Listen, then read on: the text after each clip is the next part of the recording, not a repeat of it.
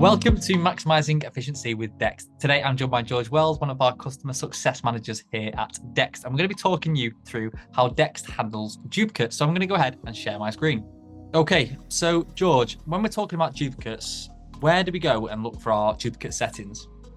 Yep. Hi, Max. Thanks for having me. So basically, what we want to do is head to our client. If you could jump into your client, yeah, perfect, and go to the business settings.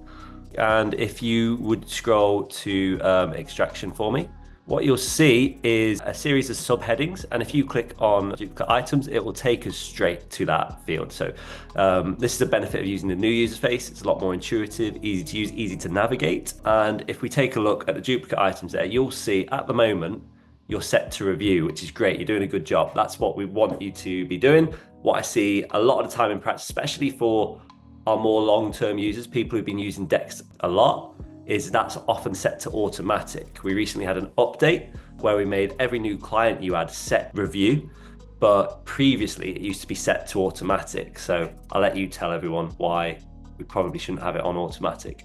Perfect. So historically, like George mentioned there, we've had everything set to automatic. And that means that when you have a duplicate or Dext detects as a duplicate, it will automatically get rid of it for you. So it takes it out of your inbox and you can only find it really in this submission history. So if we just jump back out of here, this is sort of what would happen when it was in automatic.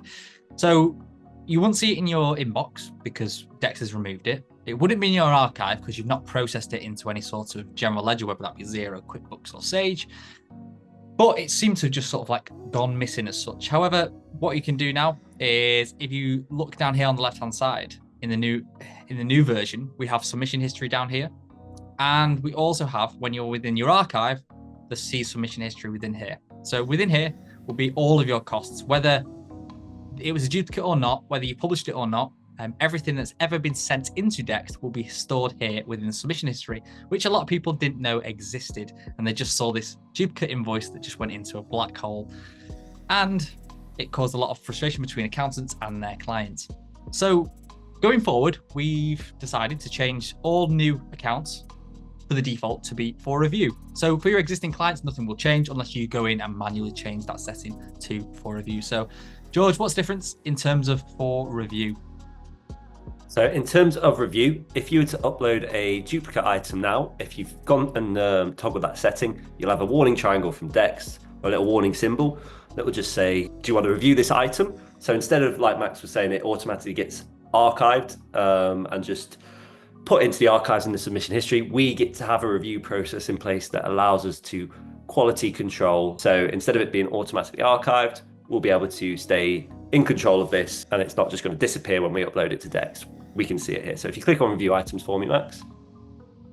So once you open up the review items, you'll be greeted with two options by Dext. You can say, no, it's a different purchase. What that will do if you were to click that is it would then create those two separate cost items in the inbox. And if you were to click, yes, it's the same purchase, what you're then given the option to do is attach that to the original purchase or just delete that image entirely to avoid any duplicates. Perfect. And yeah, just to add on to that, obviously the duplicate settings are there.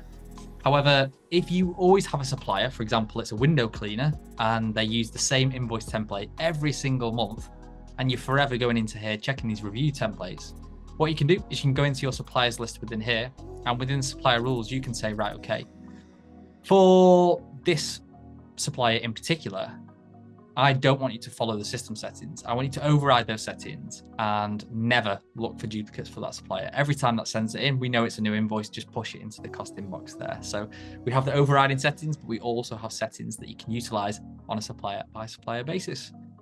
Cheers, George. Perfect. Thanks, Max.